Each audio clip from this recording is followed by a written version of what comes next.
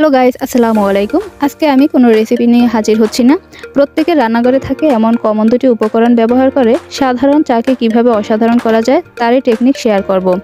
আশা করছি ভিডিওটি ভালো লাগবে। ভালো লেগে থাকলে অবশ্যই ভিডিওতে like, comment, share and subscribe করে দেবেন। পাশে থাকা বেল আইকনটি অন করে দেবেন যাতে নেক্সট ভিডিওটি সর্বপ্রথম আপনার কাছে পৌঁছায়। তো চলুন ভিডিও শুরু করা যাক।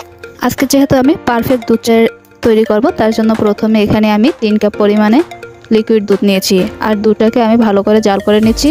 অর্থাৎ এটিকে জাল করে আমি 2 কাপে পরিণত করব, তাই কিছুক্ষণ পর্যন্ত আগে ভালোভাবে জাল করে নিচ্ছি। দেখতে পাচ্ছেন ব্লক উঠেছে আর তারপরও আমি এটিকে মিডিয়াম হিটে জাল করে নিচ্ছি।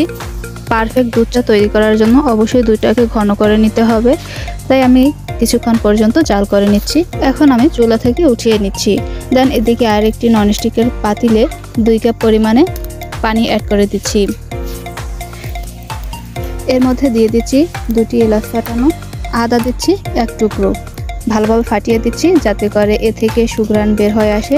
দুধ চায়ের মধ্যে যদি এলাচ এবং আদা দেওয়া হয় তাহলে এর স্বাদ দ্বিগুণ বেড়ে যায়। আর 3 কাপ চায়ের জন্য আমি এখানে 1.5 চামচ পরিমাণে চাপাতি ব্যবহার করেছি। আর চাপাতিটাকে আমি কিছুক্ষণ পর্যন্ত জাল করে নিচ্ছি যাতে এই চায়ের কালারটা খুব সুন্দর আসে। দেখতে পাচ্ছেন কতটা কালারফুল হয়েছে। তাই এখন চুলা থেকে নামিয়ে নিচ্ছি। আবারও চুলায় আগে থেকে জাল করা দুধ বসিয়ে দিয়েছি আর তাতে আমি পরিমাণ মতো চিনি অ্যাড করে দিয়েছি। আমি এখানে 2-3 কাপ চায়ের জন্য হাফ কাপ পরিমাণে চিনি অ্যাড করে দিয়েছি। এখানে আপনারা চাইলে যার যা পছন্দ মতো চিনির পরিমাণটা দিয়ে দিতে পারেন। যেহেতু আমরা চিনির পরিমাণটা কম খাই তার জন্য এখানে অল্প পরিমাণে চিনি দিয়েছি। এখানে চাইলে আপনারা বেশিও দিতে পারেন বা এর থেকে কমও দিয়ে দিতে পারেন।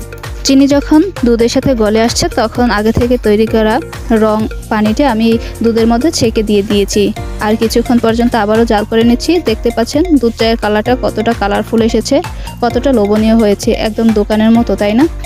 তো এভাবে যদি আপনারা পরিবেশন করেন তাহলে খেতে অত্যন্ত ভালো লাগবে।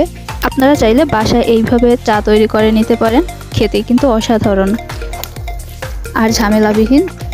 আগে থেকে কালার করা পানিটা আমি এর মধ্যে দিয়ে কিছুক্ষণ পর্যন্ত জাল করে নিচ্ছি যাতে করে আরও বেশি কালারফুল হয় এবং ঘনত্বটা বেড়ে যায়। দুধ চায়ের মেন হচ্ছে ঘনত্ব, যত ঘন বেশি হবে তত এর স্বাদ বেড়ে যাবে। তো আমি দেখতে পাচ্ছি কিছুক্ষণ জাল করে নিয়েছি এবং এর ভিতর থেকে ব্লক উঠেছে, তাই এখন আমি পরিবেশনের জন্য কাপে ঢেলে নিচ্ছি। দেখতে কতটা অসাধারণ, দেখতে যতটা সুন্দর খেতেও অসাধারণ লাগে। তো আজকে আমার দুধ চায়ের A to Z দেখে নিয়েছেন। আমার ভিডিওটি যদি আপনাদের কাছে ভালো লেগে থাকে তাহলে অবশ্যই আপনাদের ব্যক্তিগত মতামত কমেন্ট বক্সে জানিয়ে দিবেন।